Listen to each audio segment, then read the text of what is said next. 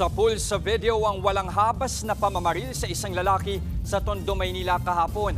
Damay rin ang isang babae na bumibili lang ng inumin. Nasa frontline ng balitang yan, si Dave Abuel. Sa unang tingin mukhang namamasyal lang ang mag-asawang ito sa kahabaan ng JP Rizal Street sa Tondo, Maynila kahapon ng umaga. Ilang saglit pa, biglang bumunot ng baril ang lalaki. At nang makakuha ng tiyempo, binaril ang isa pang lalaki. Sa gulat, napatingin pa sa kanyang tiyan ang biktima bago siya tumakbo.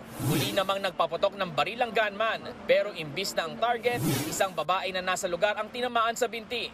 Naglakad naman paalis ng lugar ang sospek at kanyang misis. Sa isa pang anggulo ng CCTV, kitang ika-ikang naglakad ang babaeng sugatan ng binti. Nakuna naman ng CCTV ang sospek na sumakay ng motorsiklo bago umalis. Sa imbestigasyon ng pulis, lumabas na bago pa ang insidente ng pamamaril ay nagkaalitan ng sospek na magpapark ng motor noon at biktima na naglalakad sa daan. Umuwi raw ng bahay ang sospek, kumuha ng baril sa kabinalikan ang biktima.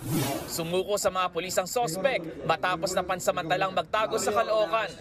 Ayon sa sospek, nagawa lang niya ang pamamaril dahil una siyang pinagbantaan ng biktima. Nung sinanyasan ko sana doon ako paparada, dahil nakababa yung helmet ko, hindi niya naintindihan yung sinabi ko, doon po siya nagalit. Pinagbantaan niya ako na babalikan niya ako, papatayin niya ako.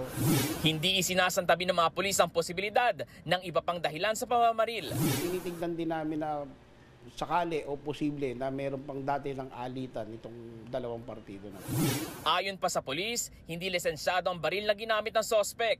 Hindi raw ito na-recover matapos na itapon sa ilog ng sospek habang tumatakas. Nagpapagaling naman na ang mga biktima.